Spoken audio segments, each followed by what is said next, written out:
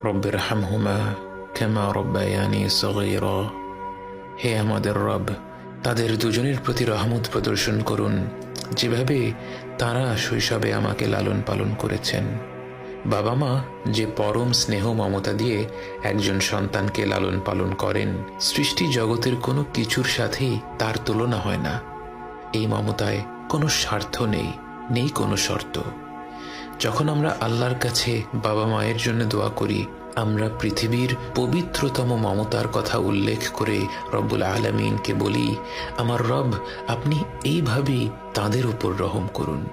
বাবা মায়ের জন্য এই দোয়াটি পবিত্র কোরআনের মাধ্যমে আল্লাহই আমাদের শিখিয়েছেন। অথচ আমরা যদি শুধু বলতাম রব্বিরহামহুমা, এটাও একটা সম্পূর্ণ দোয়া। এর অর্থ, হে রব, আপনি তাদের দুজনের উপর রহম করুন। কিন্তু আল্লাহ আমাদের শিখিয়েছেন রব্বিরহামহুমা কামা রব্বায়ানি সগীরা। শৈশবে তারা কতটা স্নেহ মমতা ভরে আমাদের লালন পালন করেছেন, এ কথা উল্লেখ করতে গিয়ে আমাদের মনে পড়ে যায় তাদের অজস্র আত্মত্যাগের কথা।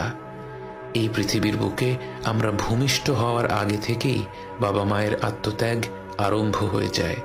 রাত পেরাতে গর্ভবতী মায়ের ঘুম ভেঙে যায়, যখন তখন প্রচণ্ড ক্ষুধা পায়, শরীর খারাপ হয়, বমি হয়। বাবাকে সর্বদা সতর্ক থাকতে হয়, গর্ভবতী মায়ের যখন যা প্রয়োজন সেটার ব্যবস্থা যেন দ্রুত করে ফেলা যায়। জন্মের পর থেকে বাবা মায়ের সময়সূচি বাচ্চাকে ঘিরেই গড়ে ওঠে। বাবা মা যখন হাত তুলে তাদের রবের কাছে দোয়া করেন, তার কতটুকু নিজেদের জন্যে আর কতটুকু সন্তানদের জন্যে তা তো কেবল আমাদের রবই জানেন। এবং তিনি জানেন বলেই আমাদের শিখিয়েছেন রব্বিরহামহুমা কামা রব্বায়ানি সগীরা।